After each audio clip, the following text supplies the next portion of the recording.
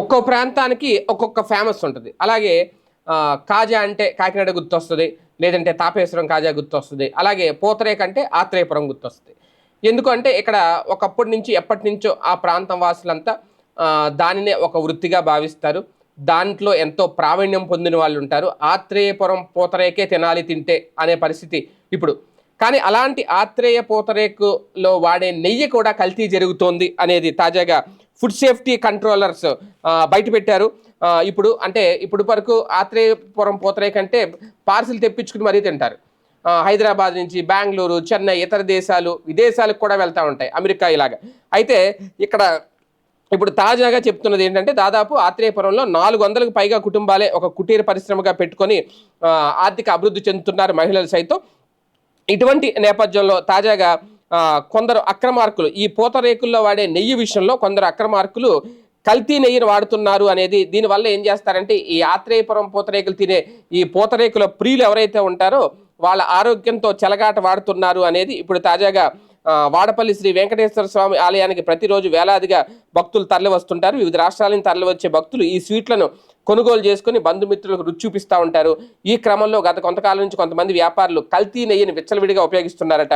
పూతరేకుల్లో కల్తీ నెయ్యి వాడుతున్నారనే వస్తున్న ఫిర్యాదుల నేపథ్యంలో ప్రభుత్వ ఆదేశాల మేరకు గోదావరి జిల్లాలో ఫుడ్ సేఫ్టీ అధికారుల బృందం ఫిబ్రవరి 17న కోనసీమ జిల్లా ఆత్రేయపురంలో పూతరేకుల తయారీ షాపులు, కల్తీ నెయ్యి అమ్మకాలు సాగిస్తున్న షాపులపై దాడులు నిర్వహించాయి.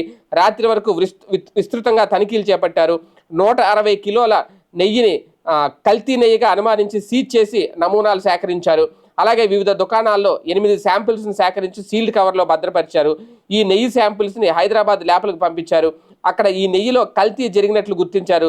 Food safety controller Srinivas lab రిపోర్ట్లో కల్తీ నెయ్యి వాడుతున్నట్లుగా నిర్ధారించినట్లు కూడా గుర్తించారు. కల్తీ నెయ్యి అమ్ముతున్న, కొనుగోలు చేసి అమ్మకాలు చేస్తున్న షాప్ యజమానులకు నోటీసులు కూడా జారీ చేస్తాం, వాళ్ళ మీద క్రిమినల్ కేసులు కూడా పెడతామని చెప్పి వివరించారు. వ్యాపారులు పూతరేకుల్లో విచ్చలవిడిగా కల్తీ నెయ్యి వాడుతూ ప్రజల ఆరోగ్యాలతో చెలగాట మాడితే కఠిన చర్యలు తీసుకుంటాము అని కూడా చెప్పారు. వాస్తవానికి ఇక్కడ పూతరేకులు కూడా పాడైపోతున్నాయట ఈ మధ్యన.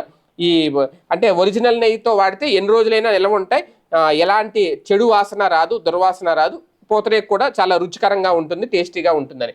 ఎప్పుడైతే ఇలాగ విదేశాలకి హైదరాబాద్ ఇలాగ దూర ప్రాంతాలకు వెళ్తున్నప్పుడు అది ఫ్రెష్గా ఉన్నప్పుడు బాగానే ఉంటుంది. ఒక రోజు అయ్యేసరికి కల్తీ నెయ్యి వల్ల ఏమవుతుంది అంటే అందులోంచి ఒక దుర్వాసన రావడం, ఆ పూతరేకు పాడైపోవడం, అది తింటే ఆ కాడి నుంచి రోగాలు రావడం.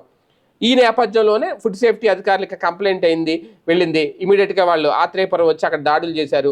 కల్తీ నెయ్యిని ఎక్కువగా ఉపయోగిస్తున్నారు అని అయితే తేలిందంట ల్యాబ్ రిపోర్ట్ ద్వారా. ఇక్కడ నుంచి జాగ్రత్తగా ఉండాలి. ఆత్రేయపురం వాసులు కూడా పాపం వాళ్ళకేమి ఇలా మోసం చేయాలి, ప్రజలను దోచుకోవాలని అయితే వాళ్ళకు ఉండదు. వాళ్ళు ఒరిజినల్ నెయ్యి వాడాలనుకుంటారు. కానీ అక్కడికి నెయ్యి సరఫరా చేసే వాళ్ళు ఎవరైతే ఉంటారో నమ్మకంతో వాళ్ళ దగ్గర వీళ్ళు కొనుగోలు చేస్తారు. వాళ్ళు నకిలీ నెయ్యి వాళ్ళకి సరఫరా చేస్తున్నారు. ముందు వాళ్ళని గుర్తించి వాళ్ళని అదుపులోకి తీసుకుంటే ప్రజల ఆరోగ్యాలను కూడా కాపాడిన వాళ్ళు అవుతారు.